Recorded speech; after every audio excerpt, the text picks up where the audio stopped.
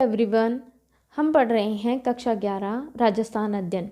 इस पुस्तक का नाम है आज़ादी के बाद का स्वर्णिम भारत। इस पुस्तक में हमने प्रथम अध्याय पढ़ा जिसका नाम था औपनिवेशिक भारत, सतत शोषण का काल। इस अध्याय को हमने 2 भागों में पूरा किया। अब अगला अध्याय है भारत का स्वतंत्रता आंदोलन।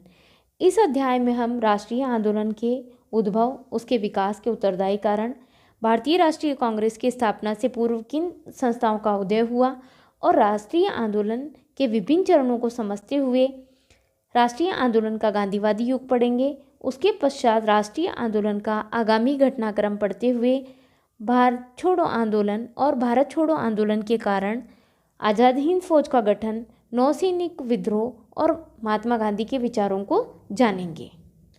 प्रथम अध्याय में हमने जाना कि किस प्रकार ब्रिटिश ईस्ट इंडिया कंपनी की स्थापना हुई। उसके पश्चात अंग्रेज़ों ने किस प्रकार अपना वर्चस्व स्थापित करने का प्रयास किया और निरंतर धन की निकासी इंग्लैंड की ओर शुरू हो गई और उसका सर्वप्रथम उल्लेख दादा भाई नौरोजी के द्वारा किया गया और विभिन्न गवर्नर जनरलों के माध्यम से भू राजस्व की नई नई नीतियां लागू की गईं, जिससे जाहिर है कि भारतीय जनता असंतुष्ट तो होने ही वाली थी। इसके परिणाम स्वरूप आगे के क्रम में क्या हुआ, यह हम इस अध्याय में जानेंगे।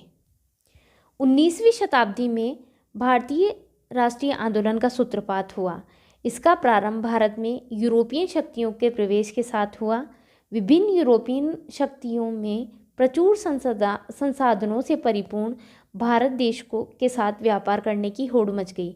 जैसा कि हमने कल जाना था कि केवल ईस्ट इंडिया कंपनी ही भारत में व्यापार करने नहीं आई थी।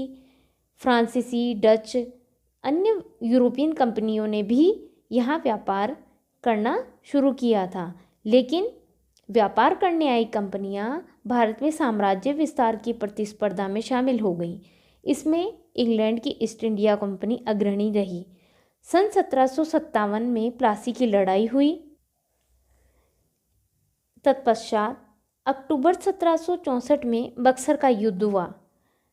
याद रहे, बक्सर का युद्ध मुगल सम्राट शाह आलम, बंगाल के नवाब मीर कासिम और अवध के नवाब शुजाउद्दौला की संयुक्त सेना को ईस्ट इंडिया कंपनी ने पराजित किया था और अपनी राजनीतिक शक्ति को स्थापित किया था। इसके पश्चात 1765 में इलाहाबाद की संधि हुई और इस संधि के द्वारा भारत में ब्रिटिश साम्राज्य की नींव पड़ी। कंपनी की लगातार होने वाली विस्तार से भारतीय रियासतों और राज्यों को गहरा आघात पहुंचा। लॉर्ड वेलेस्ली, याद रहे, लॉर्ड वेलेस्ली की सहायक संधि थी।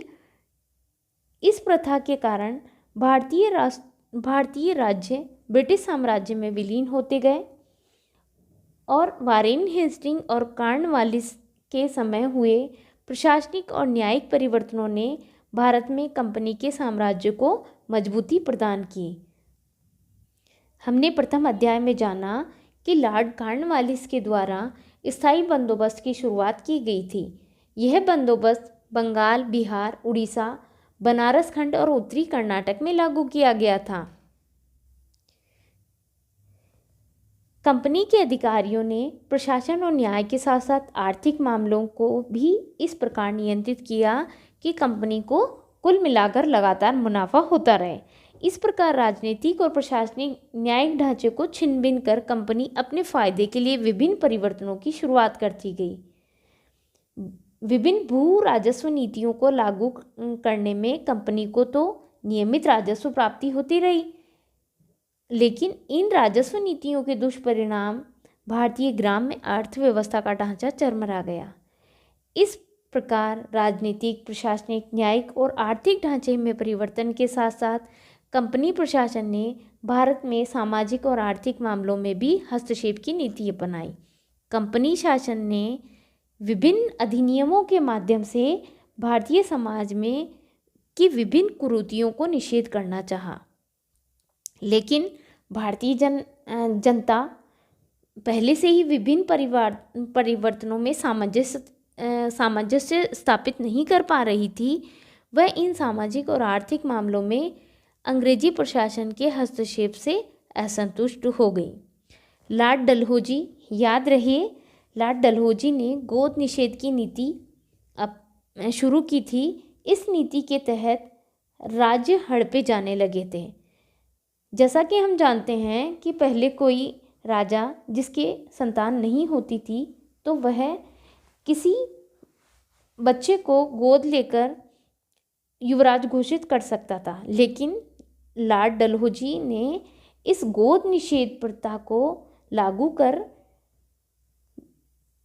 बंद कर दिया और यह लागू किया कि अब कोई गोद नहीं लिया जाएगा और जिस राजा के उत्तराधिकारी नहीं है वह राज्य कंपनी के अधिकार क्षेत्र में आ जाएगा। इससे भारतीय जनता में असंतोष और गहरा हो गया। इन सारे परिवर्तनों के साथ साथ अंग्रेज़ों की प्रजातीय विभेद की नीति और भारत में अंग्रेज़ों और भारतीय समाज के मध्य खाई को और गहरा कर दिया। भारत में अंग्रेजी शासन का चरित्र विदेशी ही रहा। वह यही कारण था कि भारत में प्रथम बार एक विदेशी शक्ति को भारत से बाहर निकालने के लिए एक संगठित जन आंदोलन खड़ा हुआ। भारत पर अंग्रेज़ों से पूर्व कई विदेशी आक्रमण हुए। यूनानी, शक, मंगोल, कुषाण, तुर्क, मंगोल, अफगानी, परंतु इनमें से किसी भी विदेशी शक्ति ने भारतीय राजनीतिक, आर्थिक, सामाजिक और धार्मिक ढांचे को इतनी चोट नहीं पहुंचाई जितनी अंग्रेजी राज ने पहुंचाई। इसी के परिणाम स्वरूप 19वीं शताब्दी में विभिन्न सैनिक विद्रोह हुए और इस असंतोष की परिणति का सबसे बड़ा विस्फोट 1857 की क्रांति के रूप में सामने आया। इस क्रांति के पश्चात कंपनी का शासन समाप्त हो गया। वायसराय ब्रिटिश ताज के प्रतिनिधि के रूप में भारत में ब्रिटिश शासन के प्रमुख बन गए। देखिए, 1857 की क्रांति के पश्चात अंग्रेज़ों द्वारा कंपनी के शासन को समाप्त कर दिया जाता है और सीधा शासन ब्रिटिश क्राउन के अधीन कर दिया जाता है। 19वीं शताब्दी के उत्तरार्ध में लॉर्ड लिटन की प्रतिक्रियावादी नीति जैसे शस्त्र अधिनियम, वर्नाकुलर प्रेस एक्ट, दिल्ली दरबार के आयोजन के कारण भारतीय असंतोष लगातार बढ़ता गया। ब्रिटिश आर्थिक नीतियों के दुष्परिणाम के कारण भारत में लगातार अकाल पड़ने लगे। लोगों में ब्रिटिश शासन के खिलाफ एक सुसंगठित विरोध की भावना जन्म लेने लगी। इसी के परिणाम स्वरूप 1885 में भारतीय राष्ट्रीय कांग्रेस की स्थापना हुई, जिसने एक संगठित विरोध का सूत्रपात किया। याद रहे, भारतीय राष्ट्रीय कांग्रेस की स्थापना 1885 में हुई थी। भारतीय राष्ट्रीय आंदोलन विश्व इतिहास के सबसे बड़े जन आंदोलन में से एक था। यह आंदोलन भारतीय जनता के एक विशाल अंग को राजनीतिक गतिविधियों में सम्मिलित और सक्रिय करने तथा उन्हें राजनीतिक शिक्षा देने में सफल हुआ था। भारतीय राष्ट्रवाद के विकास के कई चरण थे। जैसे यह एक चरण से दूसरे चरण की तरफ बढ़ा, इसका सामाजिक आधार भी अधिक व्यापक होने लगा और इसके लक्ष्य अधिकाधिक साहसिक और अधिक स्पष्टता से परिभाषित हुए तथा ये विभिन्न रूपों में अभिव्यक्त हुआ। भारत और सारे विश्व में विभिन्न शक्तियों के विकास के फलस्वरूप भारतीयों ने अधिकाधिक तादाद में राष्ट्रीय चेतना और दृष्टि अपनाई। राष्ट्रीय जीवन के सामाजिक, राजनीतिक, सांस्कृतिक हर क्षेत्र में यह राष्ट्रीय जागरण परिलक्षित हुआ। 19वीं शताब्दी के उत्तरार्ध में व्यवस्थित रूप से राष्ट्रीय आंदोलन शुरू हुआ। इसके उद्भव के उत्तरदायी कारणों का उल्लेख किया गया है।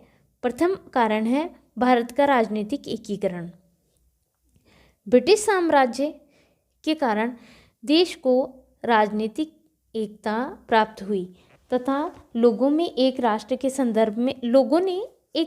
संदर्भ में सोचना प्रारंभ कर दिया। अंग्रेजों के भारत में आने से पूर्व दक्षिण के लोग प्राय थोड़ी अवधि को छोड़कर देश के शेष भाग से अलग थे।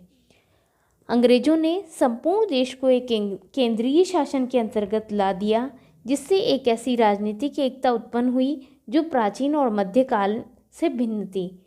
जैसा कि हम जानते हैं कि अंग्रेजों के आगमन से पूर्व राजा और रियासतें थी, सब अपने अपने क्षेत्र के बारे में ही सोचते थे। एक संगठित भावना का अभाव था। लेकिन अंग्रेजों के आने के बाद एक संपूर्ण देश को एक केंद्रीय शासन के रूप में देखा जाने लगा।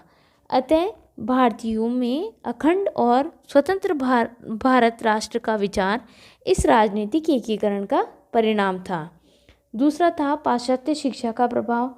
पाश्चात्य शिक्षा ने भारतीय राष्ट्रीय चेतना को दो प्रकार से शक्ति प्रदान की।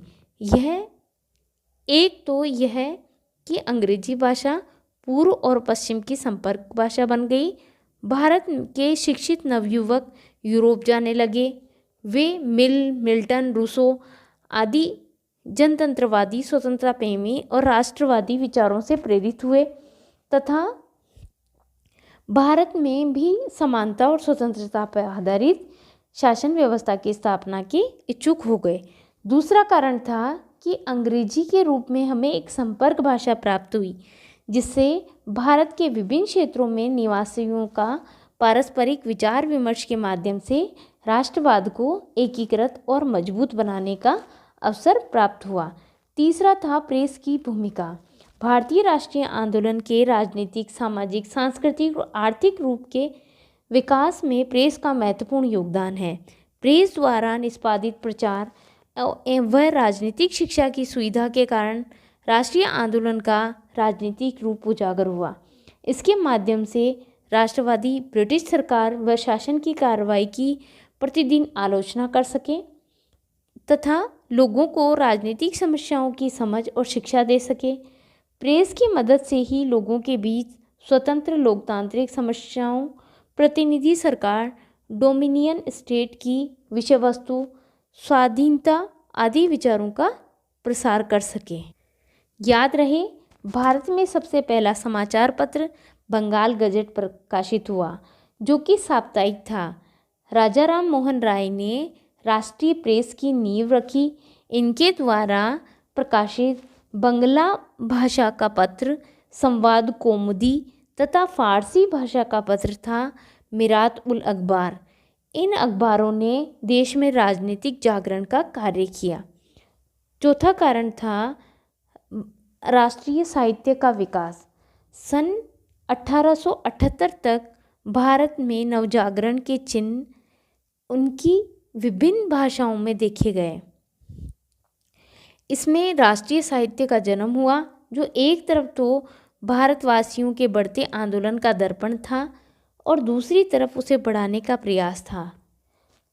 याद रहे, आधुनिक हिंदी के पिता भारतेंदु हरिश्चंद्र मात्र साहित्यकार न थे, अपितु वे प्रसिद्ध सुधारक और स्वदेशी आंदोलन के अग्रदूत थे।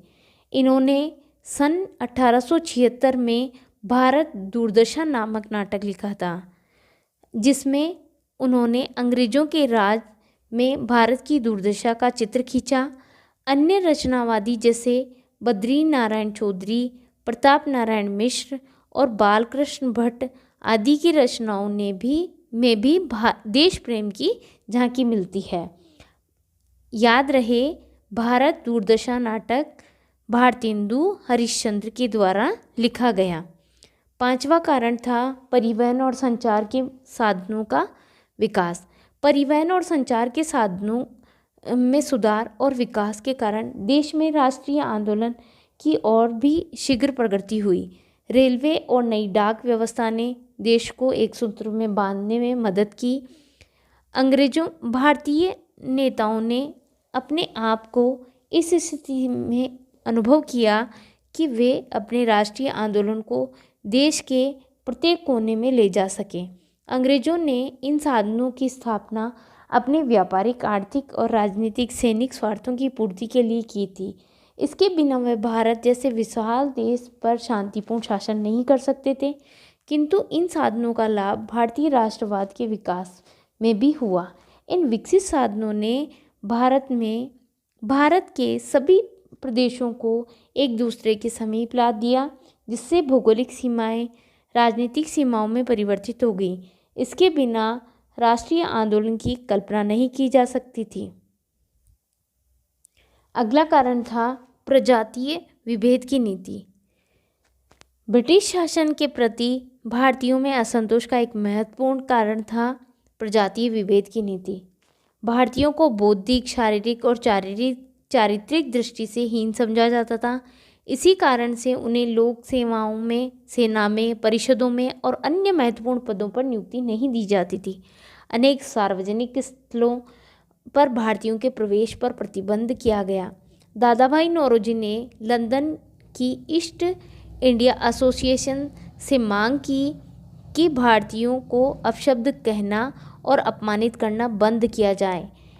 इन घटनाओं से भारतीयों ने स्पष्ट समझ लिया कि उन्हें गुलामी जैसी हालत को बदलने के लिए ब्रिटिश शासकों से लड़ना पड़ेगा।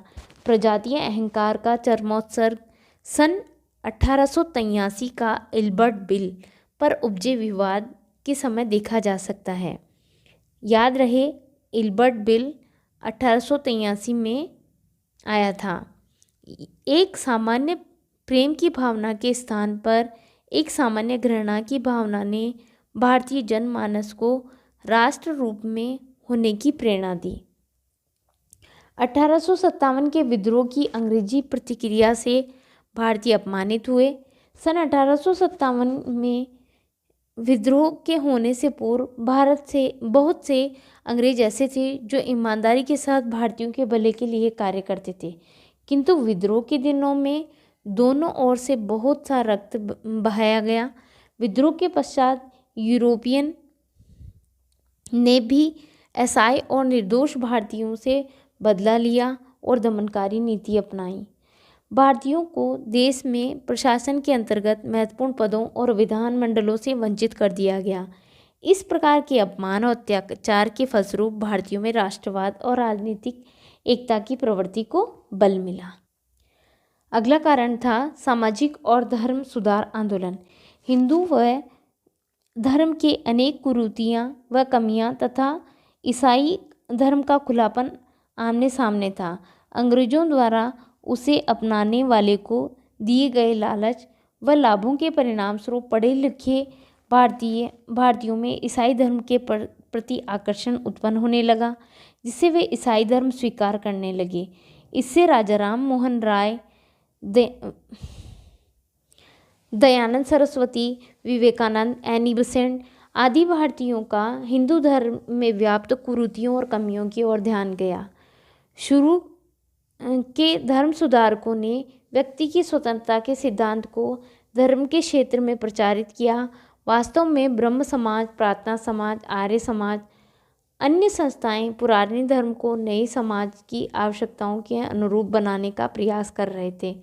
भारत के आरंभिक धर्म सुधार आंदोलन में ऐसे धार्मिक दृष्टिकोण का विकसित करने की कोशिश की गई जो हिंदू, मुसलमान, फारसी, सिख आदि समुदायों की एकता कायम कर सके।